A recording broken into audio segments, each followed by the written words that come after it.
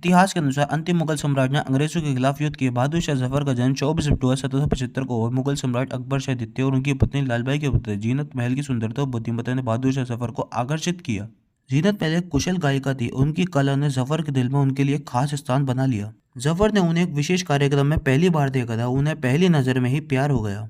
जीनत महल बहादुर शाह जफर से उम्र में काफी छोटी थी, लेकिन उनके बीच एक गहरा प्रेम पनपा। जीनत महल ने अपनी सुंदरता, चतुराई, समर्पण से बहादुर शाह जफर के दिल में एक खास जगह बनाई। बहादुर शाह जफर ने जीनत महल से विवाह किया और उनकी उस पसंदीदा और सबसे प्यारी पत्नी बनी। इस विवाह के बाद जीनत महल ने बहादुर शाह जफर के जीवन में एक नई उम्मीद और प्रेम का प्रचार किया। जीनत महल न केवल सम्राट की पत्नी थी, बल्कि उनकी सबसे प्रिय और खास बेगम भी थी। उनका संबंध गहरे प्यार और समझ पर आधारित था। जीनत महल ने जफर के जीवन में खुशियों और रंगों का संचार किया। वे जफर की सबसे करीबी सलाहकार भी बन गई। उन्होंने कई मुश्किल समय में जफर का सहारा दिया। बहादुर शाह जफर ने शासनकाल सबसे अधिक 1857 के भारतीय स्वतंत्रता संग्राम के लिए जाना जाता है। ये युद्ध भारतीय जफर के नेतृत्व में हुआ, लेकिन इसे भारत से सबसे पहले स्वतंत्र संग्राम और सिपाही विद्रोह के नाम से भी जाना जाता है। भारतीय सैनिकों और जनता ने अंग्रेजों और बहादुर शाह जफर को इस विद्रोह का प्रतीकात्मक नेता बना दिया। विद्रोही सैनिकों ने उन्हें भारत का सम्राट घोषित कर दिया। युद्ध का मुख्य उद्देश्य अंग्रेजों के शासन को समाप्त करना और भारत को मुगल साम्राज्य के पुनः स्थापित करना था। अंग्रेजों की कंपनी सरकार द्वारा की जाती रही नीतियों से भारतीय सैनिक और जनता असंतुष्ट थे। मुख्य रूप से भारतीय सैनिकों के बीच असंतोष बढ़ने का यह विद्रोह शुरू हुआ। इसके अलावा अंग्रेजों द्वारा भारतीय राजाओं के राज्य हड़पने की नीति और धार्मिक मामलों का हस्तक्षेप करने के कारण भी था। विद्रोह की शुरुआत मेरठ से हुई, जब सिपाहियों ने अंग्रेज अधिकारियों के खिलाफ बगावत की। इसके बाद यह विद्रोह उत्तर भारत से कई हिस्सों में फैल गया। दिल्ली, कानपुर, लखनऊ, झांसी और बरेली जैसे प्रमुख स्थानों पर विद्रोह ने जोर पकड़ा।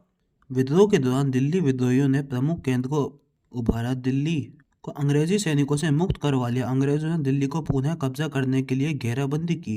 अंग्रेजी सेना और विद्रोहियों के बीच घमासान लड़ाई लड़ी, लेकिन अंग्रेजों के पास आधुनिक हथियार के बेहतर सैन्य रणनीति थी। अंग्रेजों ने दिल्ली पर पुनः कब्जा कर लिया। इसके बाद विद्रोहियों कब्जे पड़ने लगे और धीरे धीरे अन्य स्थानों पर अंग्रेजों ने विद्रोह को क्रूरता से दबाया और हजारों विद्रोही सैनिकों और आम जनता को मौत के घाट उतारा। विद्रोह में विफल होने के बाद अंग्रेजों ने बहादुर शाह जफर को गिरफ्तार कर लिया और रंगून में निवासित कर दिया। रंगून में निवासन के दौरान बहादुर शाह जफर और जीनत महल का जीवन बेहद कठिन था। बहादुर शाह जफर केवल एक सम्राट ही नहीं, बल्कि एक बेहतरीन शायर भी थे। उन्होंने अपनी शायरी में अपने प्रेम, दर्द और अकेलेपन को व्यक्त किया। ना किसी की आंख का नूर हूँ, ना किसी का दिल का करार हूँ, जो किसी के काम ना आ सका, मैं वो एक दूसरे कुबार हूँ।